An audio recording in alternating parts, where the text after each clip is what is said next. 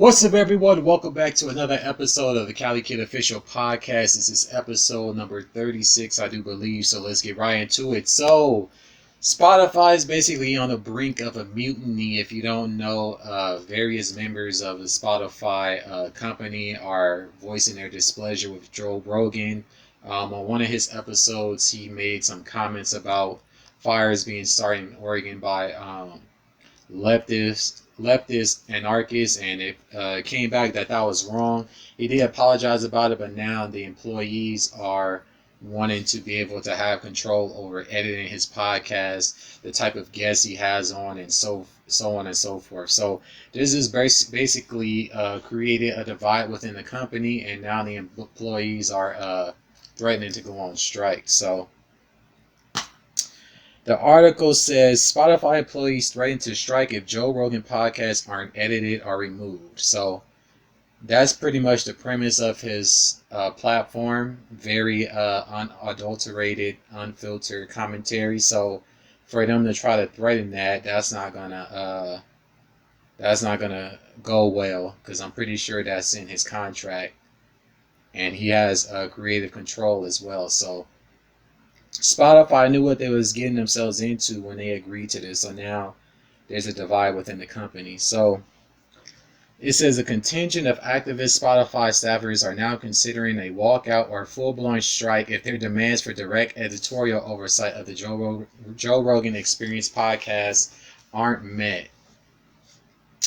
Late last week, we first reported that Spotify employees were demanding direct editorial oversight that would include the ability to directly edit, remove sections of upcoming interviews, or block the uploading of episodes deemed problematic.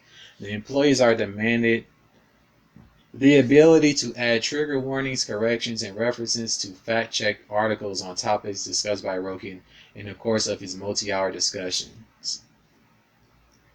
Some of the group's demands have already been met by Spotify management, though a refusal to allow further changes is stirring talk of a high-profile walkout or strike. According to preliminary plans shared with Digital Music News, the strike will principally involve New York-based Spotify employees and will be accompanied by protests outside Spotify's Manhattan headquarters. Other aspects would involve media appearances and coordination with other activist organizations. For Spotify, the decision to offer some concessions may have only emboldened demands for wide-scale editorial oversight. Yeah, give an inch and they take a yard. So basically that's what's going on here. Which the employees are going to end up losing out on this, and if they keep it up, they risk being fired, pretty much. But I understand they want to have oversight in terms of being able to give the correct information if someone says something that isn't true. So that pretty much is what sparked this. Joe seeing the thing about the fires in Oregon, which wasn't true. So during the transition of Rogan's podcast episodes onto the platform, multiple past episodes were omitted. Those included interviews with Milo, Gavin McInnes, Alex Jones. Those are controversial figures, I do believe. Additionally, Rogan issued a rare public apology and correction over his claim that left-wing anarchists had set fires in Oregon, a point that was made during a recent interview with Douglas Murray. The apology is now believed to be the result of pressure by Spotify staffers. Spotify's management has also refused to remove a more contentious recent episode involving Abigail Shrier. Shrier, a Wall Street Journal writer and author of Irreversible Damage, the transgender craze seducing our daughters, appeared on a Joe Rogan episode. I saw parts of that. Basically, she was talking about how you have parents that's trying to force their kids into doing these things, and they're too young to even, understand what it is that they're trying to force them to do. During the episode, Shrier sharply questioned whether extremely young women should be undergoing gender transition operations, treatments, and therapies, while also questioning whether many of these women are genuinely trans or are simply seeking acceptance and validation. That is an issue within that community. A lot of times you have people that choose to say that they're gay or lesbian or trans in order to get attention to a much bigger issue. I've heard that a variety of different times. I know several people that have come out, within that community and they said they did X, Y, and Z because of, this happening. So she does have a point there. It says that drew accusations of transphobia from a contingent of LGBTQ employees who reportedly demanded changes in more than 10 separate meetings with Spotify upper management. Ultimately, Spotify decided to keep the episode intact after judging that none of the platform's content guidelines were broken. Yeah, because you still have freedom of speech. Even though they might have said something that you didn't particularly like, you can't demand that somebody take it down because you simply don't like it. The decision has apparently been viewed as a serious affront by the protesting employees, a group that is now discussing a high-profile strike or walkout as a next move. Other companies have witnessed walkouts and even full-blown strikes. Spotify employees reportedly enjoy comfortable salaries in the $120,000 to $130,000 annual range. So they making six figures. So if Spotify don't budge, I think more than likely they might fire these people that's threatening to strike, because they can say that their actions are doing harm to the company or is an affront to the behavior of an employee. Even though you do have the freedom to protest and all that stuff too, but this look like it's gonna get nasty if it continues on. It also appears that Spotify management, including CEO Daniel Ek, has a limited tolerance for mutiny on deck. I was just talking about, there's mutiny, and lo and behold, it's in the article. Accordingly, DMN has learned that Spotify clearly shared its decision on the strike episode and has declined continued demands to edit or remove other episodes. The reason for Ek's pushback is somewhat obvious. Joe Rogan's entire identity revolves around unfiltered discussion and opinion, and audiences could abandon the podcast if it becomes censored or controlled. Absolutely. So they had their hands tied. If they give in to the employees, they risk Joe Rogan leaving the platform, because if they decide to edit his content, that will go against their contract where he has full creative control. But if they back Joe, which they're more than likely going to do, then they risk all these employees striking. But, employees can be replaced, but they're probably not going to want to do that or even get the headache from that, because whenever a company has, different things happen, it affects their stock price. And Spotify stock has been dropping recently because you had a variety of different people coming out with negative reports towards the company. So they're pretty much in a lose-lose here. Earlier this year, Spotify lured Rogan into an exclusive relationship with an estimated $100 million deal, which that's really pennies, because I'm pretty sure they're making billions from Joe Rogan. So in all actuality, that's not really nothing. But we're just gonna have to see how this continues. But moving on from that, is looking like the media is in a full-blown smear campaign in terms of Tory Lanez. All the different publications are writing articles about him, and they are not very flattering. So it's obvious that someone or some people are pulling strings behind the scenes to slander his name. You see it on pretty much everything, and it's disgusting when the guy hasn't even been found guilty of the crimes that have been levied against him. But let's look. So this right here, this is him explaining why he released his album on the day he did. He said, it's the day his mother was born and the day she passed. And then if you look at the cover, I believe that's his mother as a child. So it was symbolic, which that's crazy. You born and die on the same day. That's crazy. But he says, I don't move on social media's time. I move on God's time. I don't operate in fear. I operate in faith. I don't bow down to the lies of man. I stick with the truth of God.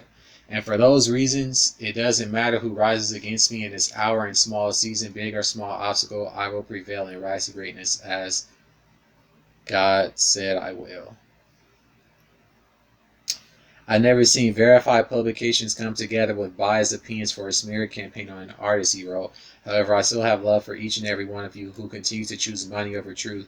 My heart and character doesn't change because yours does, he added. I wonder who's paying y'all. I think Rock Nation is pulling the strings behind the scene because they did threaten him.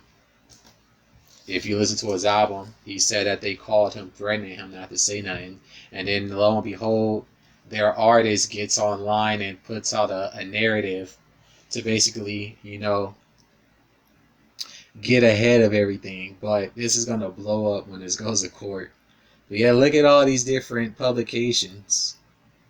If you're a real hottie, you'll skip Tory Lanez new album entirely and stream Meg Thee Stallion Sugar.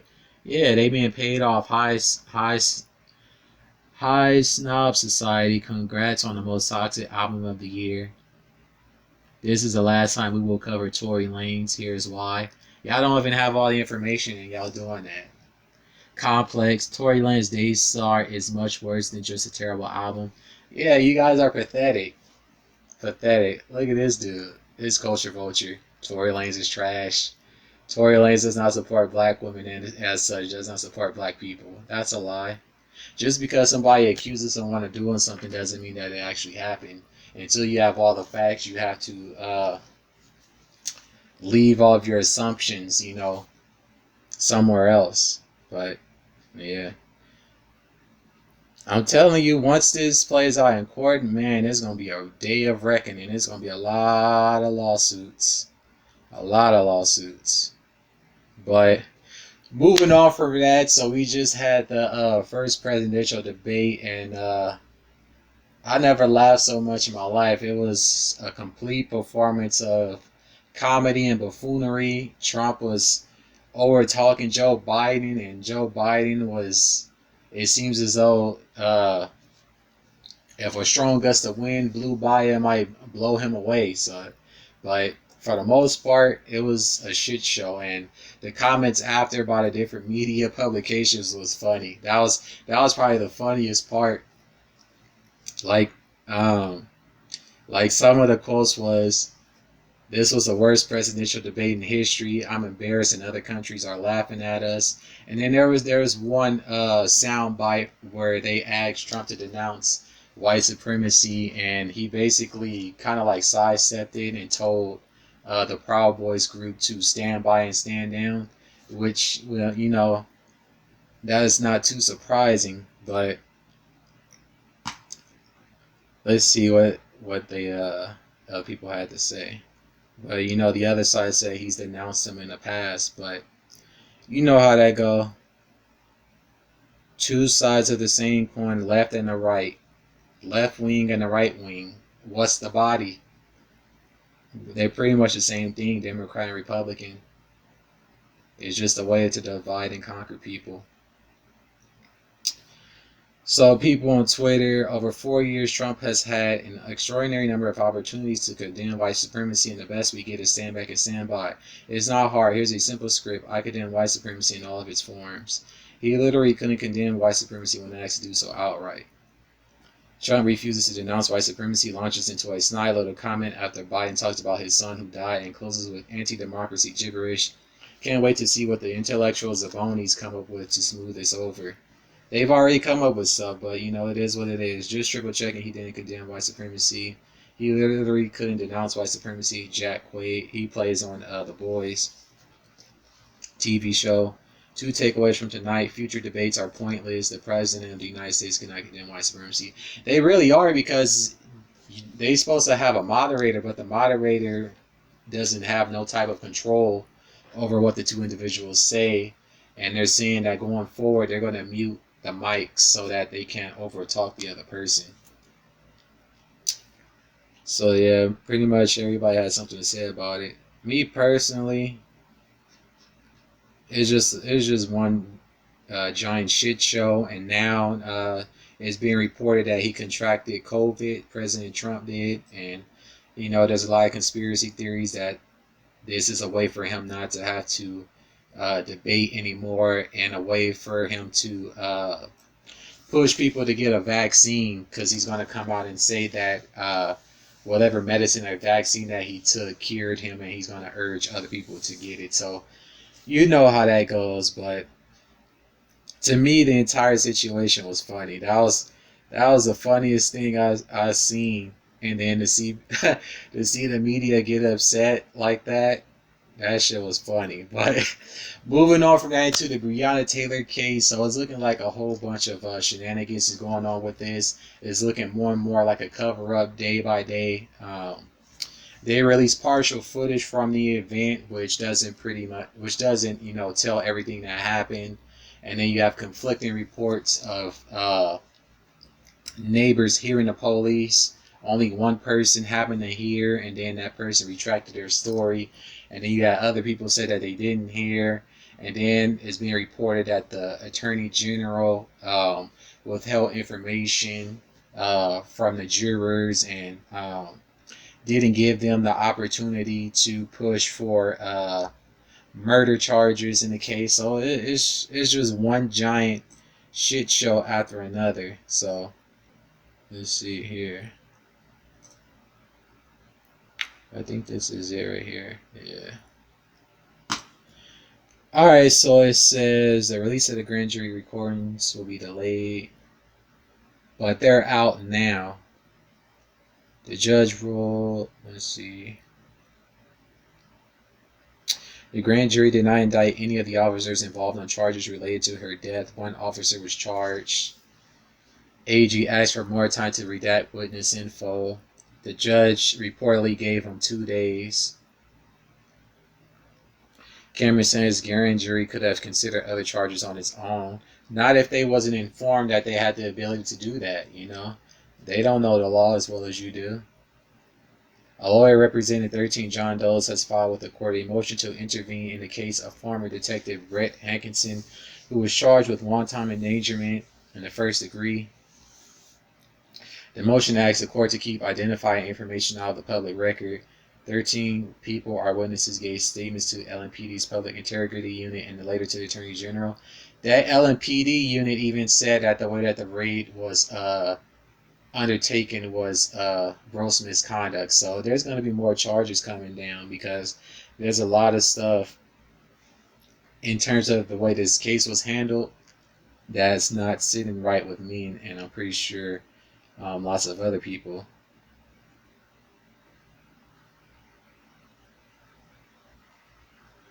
If they wanted to make an assessment about different charges, they could have done that, but our recommendation was that Mattingly and Cosgrove were justified in their acts and their conduct. Yeah, so of course they're going to go with your recommendation as opposed to making their own assessment, because they're not as equipped in, the law as, the Attorney General would be. He should have gave them the option of doing that, or at least put it on the table. They probably didn't know that they could do that. Let's see. Ultimately, our judgment is that the charge that we could prove at the trial beyond a reasonable doubt was for wanton endangerment. So basically, the Attorney General is saying that he didn't recommend murder charges because it's a possibility that he could have got off because they couldn't prove it beyond a reasonable doubt. It says, but Glagowar told reporters this week that his client's position is what was presented to jurors is not being publicly disclosed. What Attorney General Cameron is continuously not answering is, did he give the grand jury the option to charge anyone with anything in addition to the wanton endangerment charges? Anything related to Taylor, and did he recommend that they do so? No, he didn't. Yeah, they gave a settlement, but nah. And then the warrant was basically invalid because the person they was looking for wasn't there. The person was in custody. And then their intel saying that people was coming in and out of the apartment with packages. That's been debunked by the Mellon the Maryland Post Office. So it says, when a police officer in Louisville, Kentucky requested a search warrant for Breonna Taylor's apartment, he told a judge that a drug suspect had been receiving potentially suspicious packages at the woman's home. It was a key reason provided by the Louisville Metro Police Department to convince the judge that a warrant was necessary. But according to an internal LMPD investigation obtained and reported by Louisville's WDRB-TV on Wednesday, officers at the department were told repeatedly that no packages, suspicious or otherwise, had been delivered to Taylor's home in connection with the drug probe. So that pretty much nullifies that warrant. Taylor, a 26-year-old black EMT, was shot dead by police in her Louisville apartment in the early hours of March 13th. A day after, LMPD detective Joshua Jeans penned a sworn affidavit seeking a judge's permission to search her home.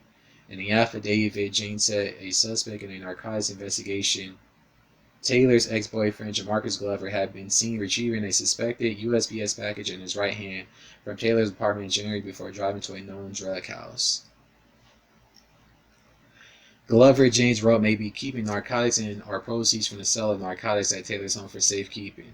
The officer added that he'd verified through a U.S. Postal Inspector that Glover had been receiving packages at Taylor's address. A U.S. Postal Inspector in Louisville, however, told WDRB-TV in May that the LMPD had not used his office to verify that Glover was receiving packages at Taylor's home. So that's a lie. So whoever that officer was committed perjury. The inspector, Tony Gooden, said a different law enforcement agency had asked his office in January to look into whether Taylor's home was receiving any potential suspicious mail. His office concluded that no packages of interest were going there, Gooden said.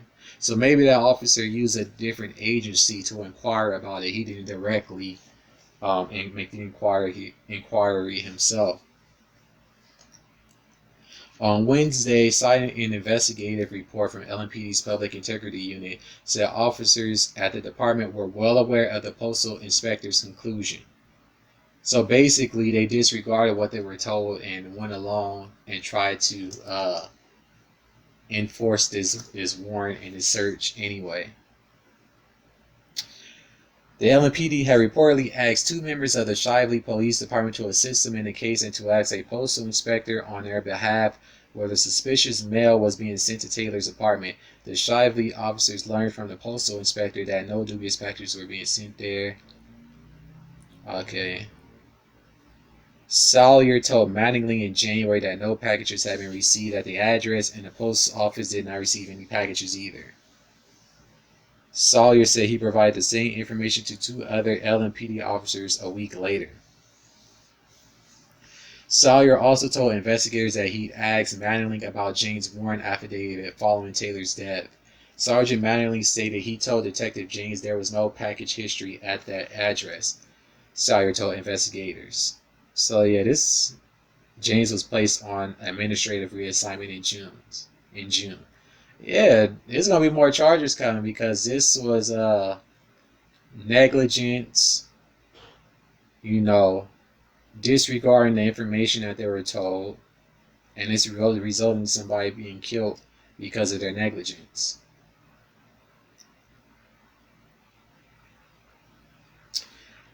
After the Breonna Taylor shooting, a detective who had checked with a postal inspector of LMPD about the packages asked Mattingly and Detective Mike Nobles about what James wrote in the warrant.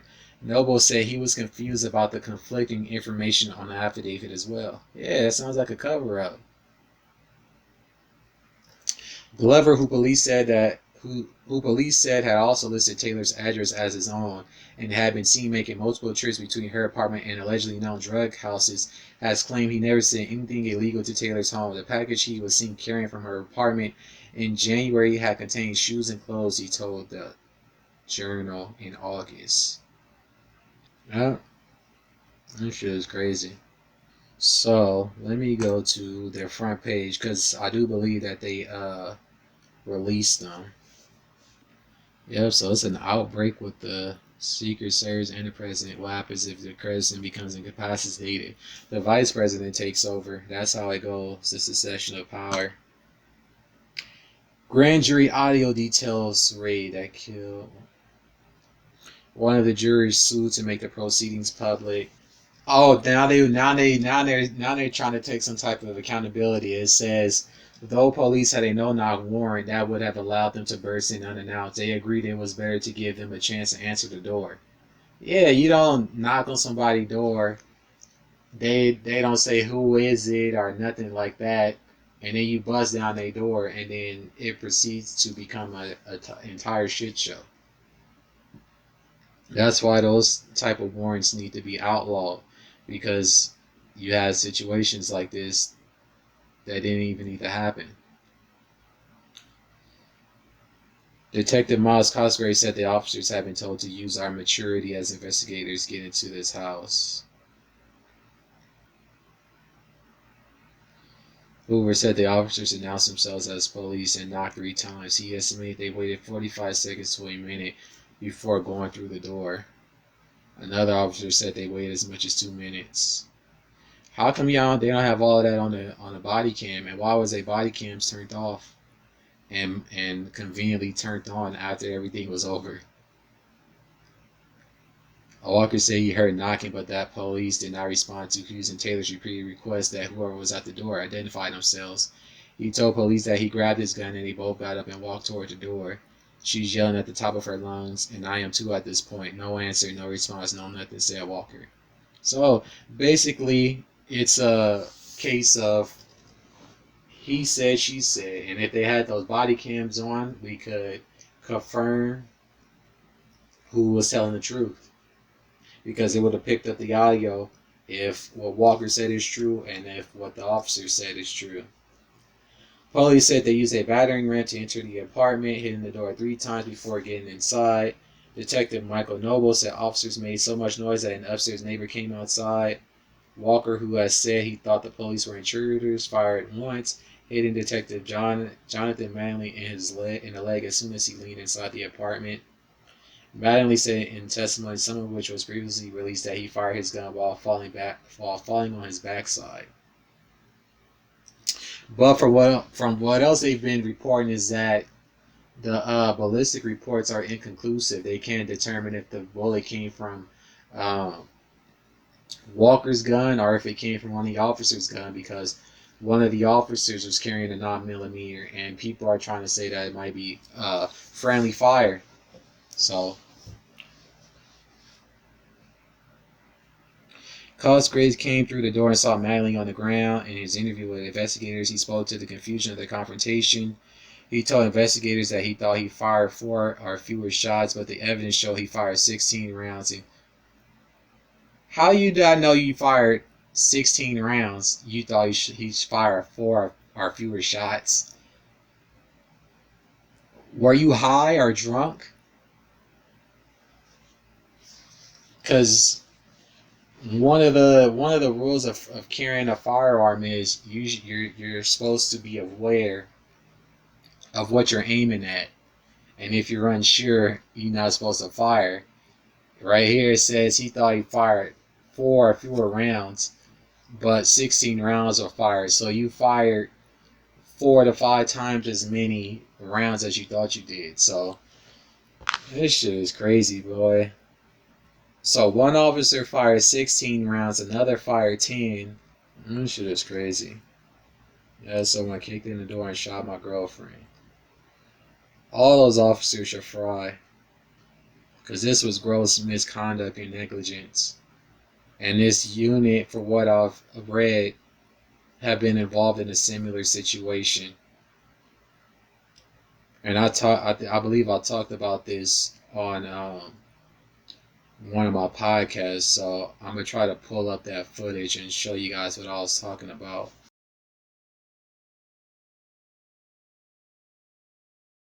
Wanton endangerment. He needs to be charged for her death as well, because she was unarmed. What I saw at the time was a figure in a shooting stance, and it looked as if he or she was holding. It ain't no she didn't have a gun, an AR-15. Walker was in fact using a handgun. He said he and Taylor both dropped to the ground when the officers returned fire. So how do you confuse an AR-15 with a handgun? You had These officers had to be high or drunk because the stuff that they saying ain't making no type of sense. Hoover, the police lieutenant, said he believed Walker and Taylor ambushed the officers. How they ambushed them and y'all the one that bomb rushed their apartment. Police interviews with Taylor's neighbors, however, didn't clear up the confusion. Two neighbors said they didn't hear the police knocking. One of them also said he was certain he didn't hear police identify themselves. Another man gave three differing accounts, and two of them saying he heard officers identify themselves. After the burst of gunshots, the officers focused on the wounded manually. No one else entered Taylor's apartment until a SWAT team arrived, even as she lay bleeding. So, another thing, as an officer, you're supposed to give aid. They didn't do that. So, I don't see how there's not no additional charges levied against him. Only one officer is basically taking the blame for the entire situation. Some drug dealing girl shot at the police. That's incorrect. She didn't have a weapon. Walker initially told police that Taylor was the one who shot at them. He later said he was the one who fired the gun. One law enforcement officer testified that no drugs were found in the apartment, but that police ultimately never executed the search warrant. Wow. So y'all went through all that trouble to get a search warrant that y'all didn't execute. These people gonna fry. And this shit is fucking crazy, boy. But moving on from that into sports, UFC 253 was very eventful. We had some pretty interesting outcomes. So in the middleweight fight, Israel Adesanya basically destroyed Paulo Acosta. There was a lot of trolling on both parts, but Paulo pretty much got his ass beat and was made a mockery out of and got disrespected. Israel started breakdancing after the fight, and before he got off of him, he like humped him or something. So their rivalry is pretty much going to continue. And then now Israel and John Jones, they're still beefing. I hope they fight because that's been brewing. And then Jan is a new lightweight champion. He destroyed Dominic Reyes. He hurt him early on with a kick to the side of the midsection, which created a nasty bruise, and then he ultimately won by TKO. So, and then Jan called out John Jones. So, those was the two most interesting fights from that pay-per-view. But moving on from that into WWE Clash of Champions. This is dope as well. Roman Reigns, he pretty much destroyed Jey Uso. He kept saying, "Call me Chief." Jey Uso wouldn't give in. Eventually, his brother Jimmy came out, threw in the white flag, and said, "You're Chief Uso." And then they laid the lay on Roman Reigns, and he retained his Universal title.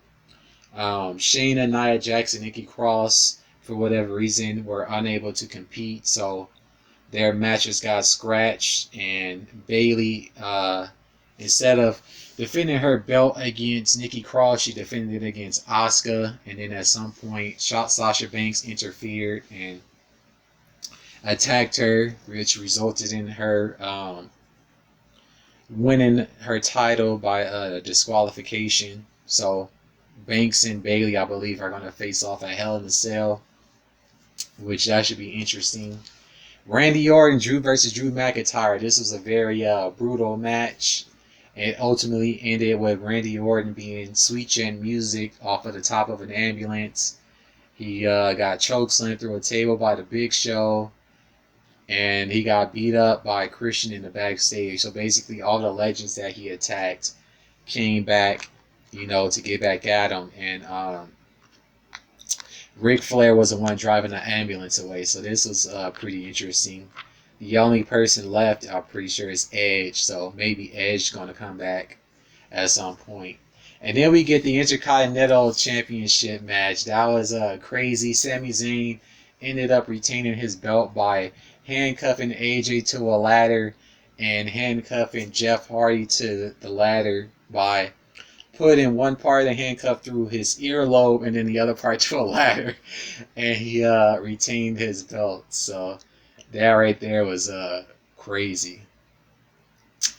But moving on from that into the NBA Finals, Game 1, the Lakers whooped on the Heat, and the Heat suffered several injuries. The score was 116-98. Miami at one point led by as much as 13, but then the Lakers came roaring back and ended up leading by as much as 32 points. So Jimmy Butler early, I believe, in the first half, he rolled his ankle on a drive to the court.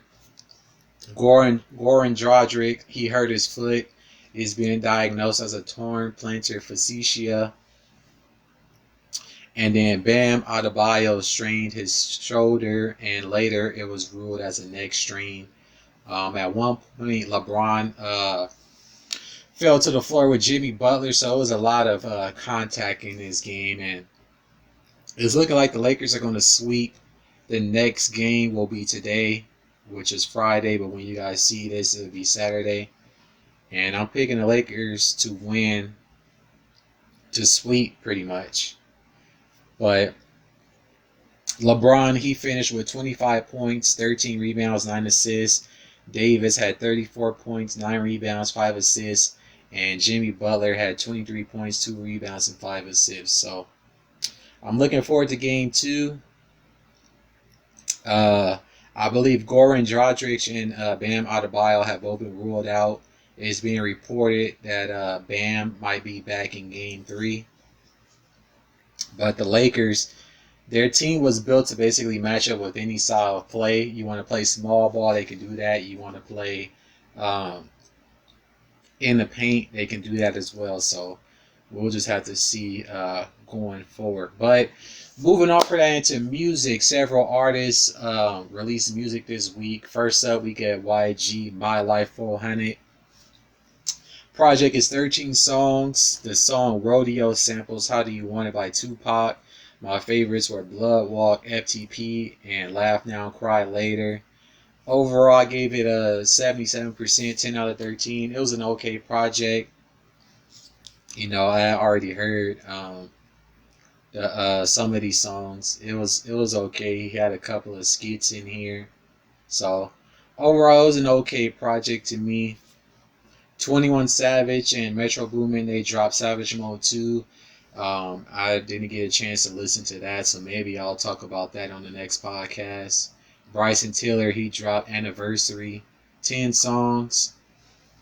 For me, the beat selection was nice. The project, you know, it was kind of lukewarm to me. I'm thinking because, you know, every time he released something, my expectations is so high due to what he did with Trap Soul, and I think my expectations as well as those are as well as those of others of what his music should sound like is kind of overinflated. But the beat selection is top notch. He has a ear for sound, and on the song "In Hell," he samples two R&B legends.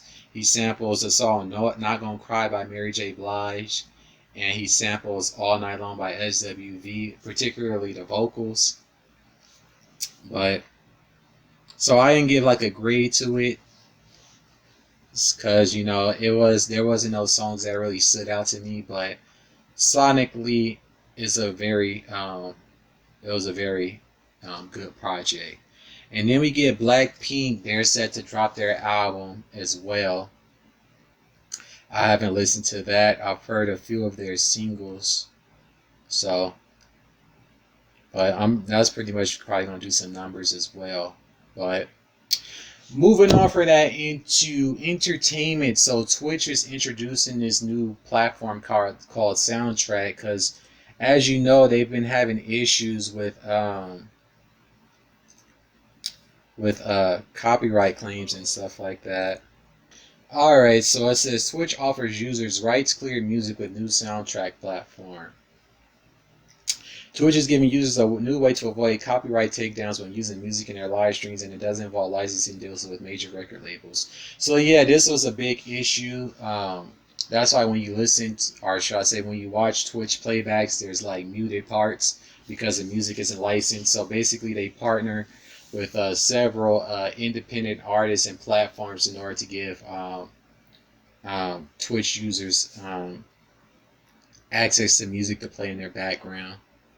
So, says they partnered with SoundCloud, Monster Cat, DistroKid, CD Baby, Empire, Westwood Recordings, United Masters, Alpha Pup, Pop Gang Records, Text Me Records, Steve Aoki's, Dimbach, CMG, Above Beyonds, Anjuna Beat, Soundstripe, Future Classics, Song Trader, Nuclear Blast, and chill hip hop music along with artist MX Tune. So, I mean, your best bet is if you make your own music to use that. But I think going forward, they're probably going to partner with other labels and stuff too, because a lot of people are going on Twitch, to talk about music and stuff too. Twitch does have licensing deals with performing rights organizations like ASCAP, BMI, and CSAC, and frequently works with the music industry on activations like virtual album release parties, artist channel launches, and virtual festivals. But the debut, the soundtrack, and its touting of partnership with the independent music community indicates that Twitch remains hesitant to come to the negotiation table with major labels over a broad music license for the platform. So yeah, basically Twitch doesn't want to pay up because there's going to be a lot of money for these deals. Soundtrack follows Twitch's September 1st announcement that musician users who are listed on Amazon Music can now integrate their live streams directly with the music streaming platform. And because that functionality flows directly through the DMCA compliant Twitch, no new licensing deals are legally required to make it happen. Meanwhile, earlier this month, Facebook entered a series of new music licensing deals with labels and publishers for its Facebook gaming platform, a Twitch competitor which has 200 million monthly viewers, including multi-year packs with UMG, Warner. Yeah, Twitch doesn't have the capital to compete with a Facebook.